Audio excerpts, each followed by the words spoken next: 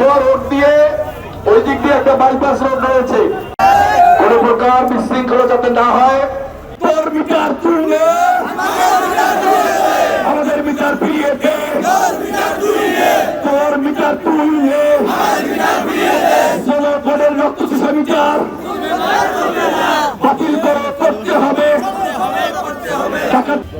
24-এর আন্দোলনের পরে এই ফ্যাসিস্টের রেখে যাওয়া ডিজিটাল চুক্তি, ডিজিটাল মিটার ভারতের মদতপৃষ্ট একটি সিস্টেম আমাদের বাংলাদেশে চালু করেছে। ওপেন খাওয়া দাওয়া করলে মানুষ দেখে, কারণ এখন ঘরে ঘরে সাংবাদিক, তার মানে প্রত্যেকটা হাতে হাতে আন্ডারওয়্যার সেট, মানুষ লুটপাট করলে ধরে ফেলে। কথা বলেন ঠিক কিনা? এই জন্য তারা ডিজিটাল কায়দায় ডিজিটাল মিটারের মাধ্যমে লুটপাটের একটা সিস্টেম চালু করলো।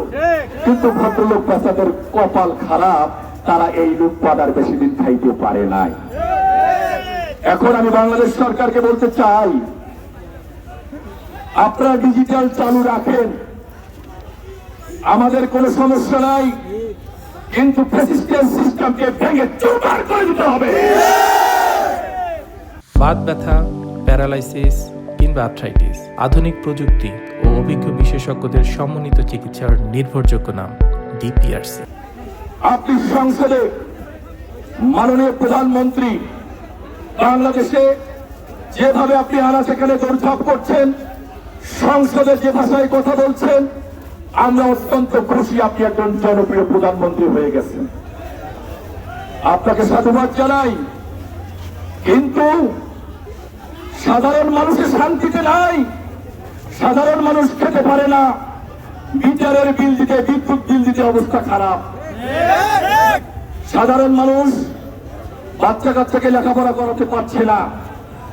লোডশেডিং আর লোডশেডিং, এগুলোর কারণে আজকে হাতীবান্ধার সাধারণ মানুষ ফুঁসে উঠেছে।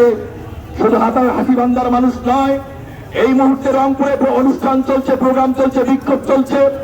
নারায়ণগঞ্জ থেকে শুরু করে খাগড়াছড়ি, বান্দরবান থেকে শুরু করে রূপসা থেকে পাথুরিয়া, টেকনাফ থেকে তেঁতুলিয়া পর্যন্ত, ঢাকার রাজধানী থেকে শুরু করে প্রত্যেকটা জায়গায় এই প্রিপেড মিটার বিদ্যুতের নামে আজকে যে হয়রানি করছে, সাধারণ মানুষের অর্থ লুটপাট করে খাচ্ছে, এটার ব্যাপারে সাধারণ জনগণ খুশি উঠেছে। বন্ধুগণ, আমি 62 কিংবা 90 নিয়ে কথা বলতে চাই না, আমি শুধু একটি কথা স্পষ্ট করে বলতে চাই, হাতীবান্ধা উপজেলা প্রশাসন, এই এলাকার সংসদ সদস্য এবং বাংলাদেশের যিনি প্রাইম মিনিস্টার আছে তাদেরকে বলতে চাই, দয়া করে জনগণের পালস বোঝার চেষ্টা করুন। তারা কি চায় এটা আপনারা দেখার চেষ্টা করুন। নেস্টোর সাথে আপনাদেরকে কি বরাদ্দ আছে, কি চুক্তি আছে, এটা আপনারা বুঝে নেবেন। কিন্তু জনগণ যেটাতে সন্তুষ্ট, আপনারা দয়া করে জনগণের পক্ষে, জনগণ যা চায়, জনগণের দাবি পূরণ করবেন। আমাদের সমস্যা হইল কোনটা, যে কারেন্ট যে ওটা মিটারটা দিছে, এই মিটার তো কাউকে ধরিও পায় না। এখন দেখা গেলো হিম করে টাকা ঢুকিয়া 2 দিন পর দেখা গেলো টাকা নাই। ভাই আমার এত টাকা কাটে, হাওলাত করে নিয়ে আসলো, এলে এই কারণে টাকা কাটছে। তাহলে এখন সমস্যা, আমরা সাধারণ লোক, আমরা এই পাকে এমনি বাঁচি না, এই পাকে মিটারে চালাই বাঁচি না। তাহলে আমরা চলি কিভাবে?